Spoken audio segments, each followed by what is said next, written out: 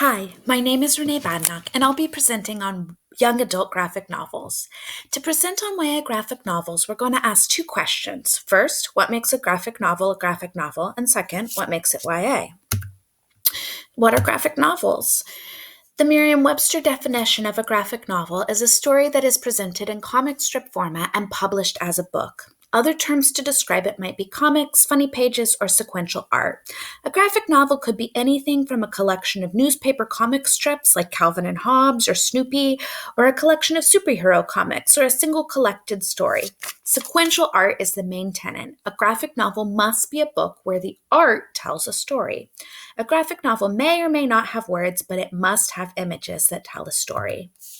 So what makes a comic YA? The short answer is nothing. Comics are not written for any one audience and may have mass appeal. Some books may be geared more towards a YA audience, particularly if they feature a teen protagonist, but the presence of a teen or even a child doesn't mean a comic will be categorized as YA. Major comic distributors like Marvel, DC, and Image have a rating system that looks like this. E is for everyone, all ages. T is for ages 12 and older. T plus is for ages 15 and older. And M, mature, is for 17 and older. A T rating doesn't necessarily even mean that a book will be in teens. Adults might read it too. Here's a book called Umbrella Academy. It doesn't have a rating. It's from a company that doesn't rate. It's from Dark Horse, which doesn't rate its comics. So it's up to the individual to decide where to house it. We couldn't decide at my library, so we put it both in teen and in adult. There are several types of comics or graphic novels that might be typical in a collection. You might have serialized superheroes, which are often what first comes to mind when people think of comics. You have Batman, Superman, Spider-Man, Wonder Woman, etc. You might have a serialized comic story. Often what comes to mind would be Archie, Jughead, or Sabrina.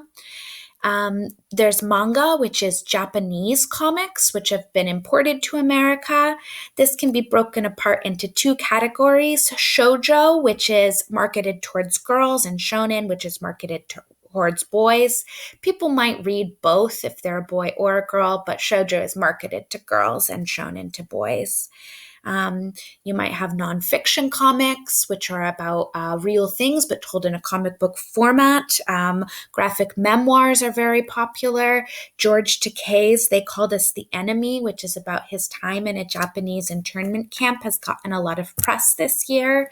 Or it might be a single collected story like the picture I have here of Mariko Tamaki's Laura Dean Keeps Breaking Up With Me. It's not serialized. It's all contained within one book. There's a lot of publishers to know. You have Marvel and DC and IDW, which write a lot of the superhero comics. IDW also writes comics that are based off of TV shows like Gem and the Hologram. You have Image Comics, which is the third largest comic publishing company in the US, and they typically don't do superhero stories. A lot of their newest stuff is stuff like The Walking Dead, which is a serialized story, but isn't about superheroes.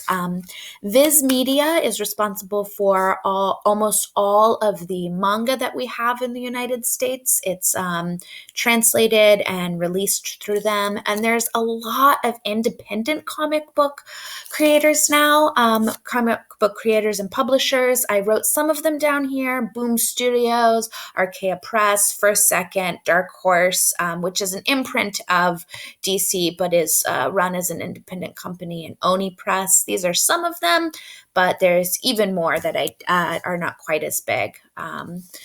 A lot of these, if you're looking for places to learn about industry news and what's being published, I really recommend going to Diamond Comic Distributors. Diamond is a company that sends wholesale to all of the comic book stores. All of the graphic novels and comic books are distributed through them to comic book stores, and their industry catalogs are incredibly useful in finding out what's coming out and when it's being published, and just what is out there in terms of comics and graphic novels. What's trending right now? Internet comics are trending. Internet comics get a lot of free publicity through the internet. And then when publishers offer them to be published in a book format, it's temporarily really popular. Nathan Whipple's Strange Planet right now is #1 in Amazon, New York Times, and Publisher Weekly. It's hard to say how long it will continue to be popular until the next internet phenomenon comes along, but that is something that's really popular.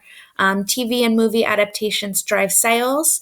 The Watchmen by Alan Moore was published in 1986, but was re-released when HBO adapted the TV show earlier this year. It's currently #5, best-selling on Amazon, New York Times, and Publishers Weekly. Manga is consistently very, very high selling. My Hero Academia is #4, #6, and #9 on the Publisher Weekly's best-selling of this week. And Berserk is another manga, which is #5.